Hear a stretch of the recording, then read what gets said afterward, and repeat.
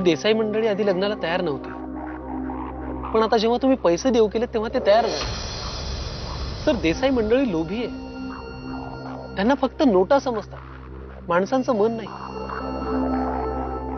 मग अशा खोट्या लोकांकडे आपल्या मुली कशा सुखाने राहतील? झालं बोलून, एकदा बोललास परत बोलायचं नाही। तुला सांगितले तेवढीच कामं करायची, लग्नाची तयारी करायला सांगितली तेवढंच करायचं। मावशी, आम्ही खूप सरळ मनानं मुलीला मागणी घालायला आलो। आता काय निर्णय घ्यायचा तो तुम्ही ठरवायचा, फक्त मुलांच्या मनाचा विचार करा। मान, सन्मान, प्रतिष्ठा हे सगळं मुलं सोबत असताना उपभोगण्यात अर्थ आहे, नाहीतर त्याचा काय उपयोग? विश्वमोहन भेटला असता तर बरं झालं असतं, प्रत्यक्ष त्याच्याशी हे बोलता आलं असतं, पण तुम्ही त्याला हे सगळं सांगालच, हो ना? चला येऊ आम्ही। मी विश्वाला विरोध करू शकत नाही, आणि तुझंही मन मोडू शकत नाही। काय करू मी? मावशी, कळतंय का मला, पण मी तरी काय करू सांग ना मला।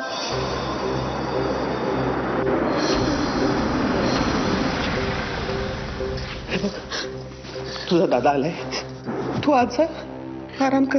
पण मावशी, पण नको, कधीतरी माझं ऐकत जा। आज दादा,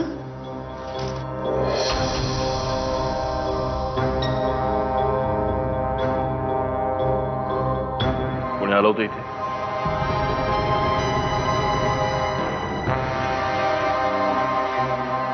काय विचारतोय मी? कोण आलं होतं?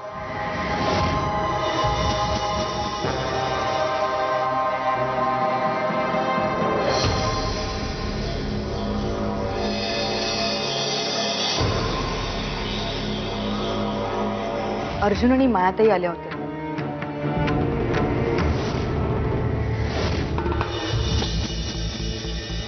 कशासाठी आले होते इथे? आर्या आणि अर्जुनच्या लग्नाबद्दल बोलायला। पण मी मायाला निक्षून सांगितलं की जो काही निर्णय ना तो विश्वास घेईल, या घरातला कर्ता पुरुष आहे तो जे म्हणेल ना तसंच होईल या घरात, त्याच्या म्हणण्याविरुद्ध काही होत नाही या घरात, असं सांगितलं। अच्छा, म्हणजे याचा अर्थ असा काढायचा का की माझा विरोध नसता तर तुलाही लग्न मान्य होतं? माझ्या बोलण्याचा हा अर्थ नव्हता।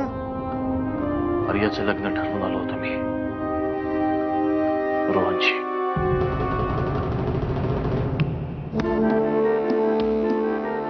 विश्व,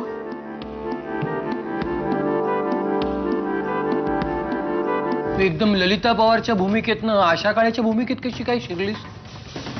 सोन्याचं अंड देणारी कोंबडी कापायची नसते, आणि विश्वमोहन सोन्याचं अंड देणारी कोंबडी आहे।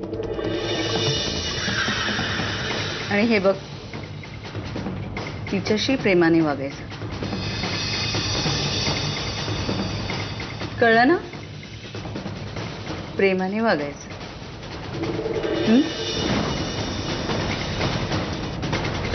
विश्वा, अरे दार उघड ना।